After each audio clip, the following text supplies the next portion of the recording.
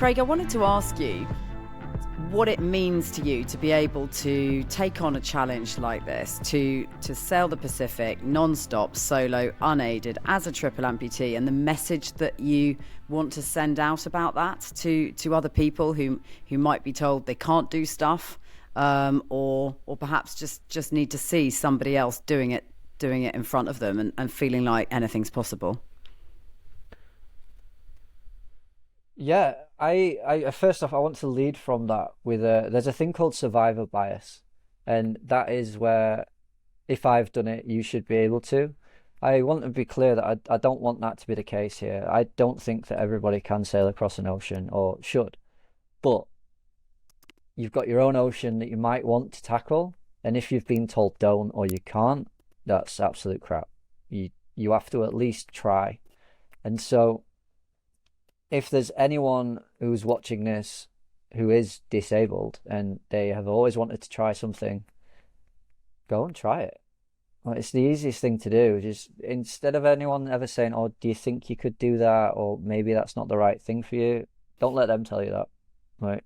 That's for you to find out yourself. Uh, I was bored one time in Ecuador and I wanted to learn how to kite surf. I went and tried. Found out I'm pretty good at it. And the guys there were all incredible. There was no lack of support. It was like, oh, yeah, let's try. And it's becoming one of those things where I don't think the disabled community have that issue. I think they're actually quite into, oh, well, I want to try it. They have that drive to do it. It's more the able-bodied people who accidentally shun them and say, well, is that right? It's the complete and utter wrong mindset to have. It should be positive and, yeah, come on, let's go, I'll help you. That's the major thing I want to try and change, is the amount of able-bodied people that I've met that said, you're going to do that? I was like, yep, watch. And if I can't, fine. Like, but all you get is a boast to say that a disabled person couldn't do something, and at least I know. Right? I hope you feel good. And there's no good thing coming out of saying someone can't do it. Like, I don't understand that logic. A advisor for the Panama Canal, something broke on our engine, and he had two of his guys down there trying to fix it. And I was like, I can fix that in 2 minutes if you'll just let me. So we rafted up against another boat, and I let one of the guys drive the boat. And I said to the advisor, he was like, look, just give me 5 minutes and I'll try and fix it. He's like, you're going to fix it? I was like, yeah, it's my boat. I'll fix it. No worries. And I was about 2 minutes, like, came up, and I was like, how was that? Is that all right? How long was that? And I'm starting to get a bit annoyed by it, if I'm honest, where people don't think I can do things, which it shouldn't annoy me, but that's why I'm wanting to try and change these perceptions on, I've seen electricians using their feet. They've got no hands and they use their feet to clip wires and put all that stuff in. I find that amazing, but never once would I say to that person, you don't have hands, mate. Like, I don't think you can do that.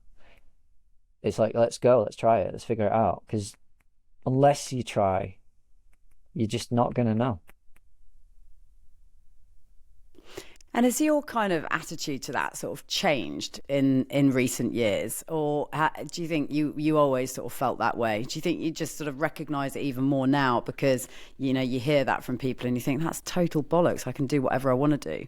But, do you feel that your attitude sort of changed over the years over that? Or you think that maybe you always thought that way? Yeah, I think it's one of those, not anti-authority, but it's like, if someone says you can't do it, watch. Like, I'm not going to let you say that. I think that's been from day one. So yeah, when the doctor said I wasn't going to windsurf again, and then my dad's like, well, you don't know my son at all. I'm like, watch. Yeah. And I do. And it's so difficult, right, when it comes from a voice of authority. It's really hard when it comes from a voice of authority, because to tell me what I can't do, are they? No. They're qualified to tell me how healthy exactly. I am. And that's They're so not much up qualified here to do anything else. Yeah. So like, unless they're me, Yeah, I it's know what I can do. Like a doctor's opinion on what I can do is absolute crap. so you're undertaking this challenge now. Why now? Is there a particular sort of moment that made you go, right, I'm ready for it? Or have you tried to sort of undertake it previously and thought, no, now's not the right time? Why is it now in particular? There was a few things. I actually started to drink a lot when I set sail. So for the last 7 years, I was sort of drinking pretty much every day.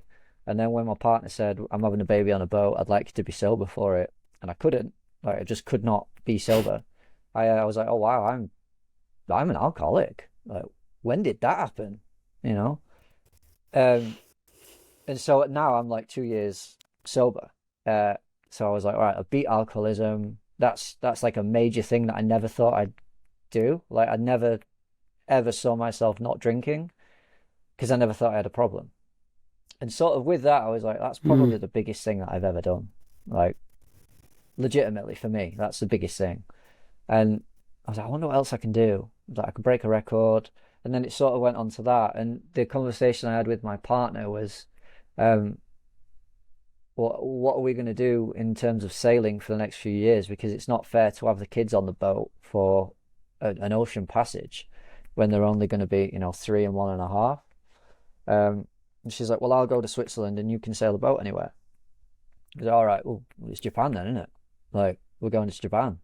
And then I was like, I'll break a world record, I'll do all that. And it went from there and it was sort of like, yeah, cool.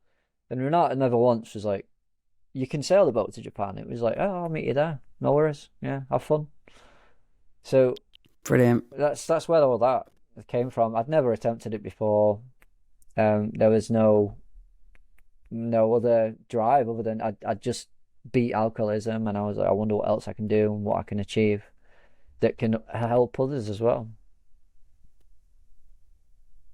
Oh, it's amazing. It's so inspiring on many, many, many different levels. So we wish you all the very best for it. When are you going to set off?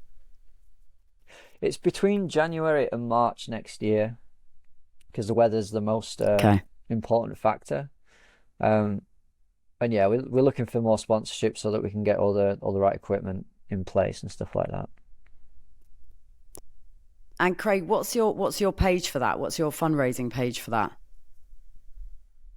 It's crowdfunder, and then if you search Craigwood Sales, I don't know I can send you the link if you like. Yeah. Yeah, it'd be good to have. Okay, brilliant. All right. Well, best of luck. We're rooting for you. And when you come back, maybe you can come. We've got a Sail GP event down in. Oh, I don't actually know if I can say it yet because it's not been officially put out there yet. But we've got a Sail GP event in the UK next summer.